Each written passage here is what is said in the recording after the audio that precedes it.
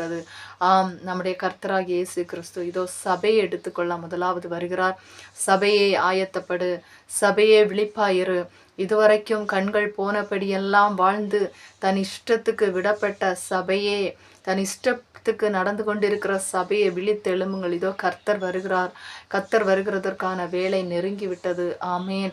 இன்னும் நிர்விசாரமாகவும் சுக ஜீவிகளாகவும் வாழ்ந்து கொண்டு காலத்தை போக்கிக் கொண்டு இருக்காமல், ஆமேன், கர்த்தருடைய வருகைக்கென்று நீங்கள் ஆயத்தப்பட்டவர்களாக இருக்கிறீர்களா? கர்த்தருடைய வருகைக்கென்று பிதா குமாரன் பரிசுத்த ஆவியின் நாமத்தினாலே நீங்கள் ரட்சிக்கப்பட்டவர்களா இருந்து ஞானஸ்நானம் பெற்றீர்களா? ஆமீன். அவருடைய பரிசுத்தாவின் வல்லமையை பெற்றீர்களா? பரிசுத்த வாழ்க்கையை பரிசுத்தவான்களோடு ஐக்கியத்தில் இருந்து காத்து கொண்டீர்களா? ஆமீன். இந்த தகுதிகளை எல்லாம் வைத்திருக்கின்றீர்கள் என்று சொன்னால் கர்த்தருடைய வருகையிலே நீங்கள் போக முடியும். நாம் எடுத்துக்கொள்ளப்பட முடியும். ஆமீன். அவர் வருகையிலே சந்திக்கப்பட முடியும். இல்லை, இன்றைக்கும் ரட்சிக்கப்பட்டு பல வருடங்கள் ஆகியும் பாவத்திற்குள்ளே விழுந்து, ஆமீன், சாபத்திற்குள்ளே சிக்குண்டு இன்னும் கர்த்தர் வர நாள் செல்லும் என்று சொல்லி உங்கள் சுய இஷ்டத்திலே நீங்கள் தெரிந்து கொண்டிருக்கிறீர்களா? அல்லது உங்கள் சுய வாழ்க்கையிலே சுய இஷ்டமான உலக பிரகாரமான காரியங்களிலே நீங்கள் நிலை கொண்டிருக்கிறீர்களா?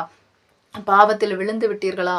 உங்களால் எழுந்திருக்க முடியவில்லையா? இதோ கர்த்தர், ஆமேன், அழைக்கிறார். உன்னாலே முடியும். ஆமேன். கர்த்தருடைய உதவியை கேட்டு அவரோடு சேர்ந்து நீங்கள் ஆயத்தப்பட முயற்சி செய்யும் பொழுது கர்த்தர் உங்களுக்கு ஆயத்தத்தை தருவார். ஆமேன். நீங்கள் ஆயத்தப்படுங்கள்.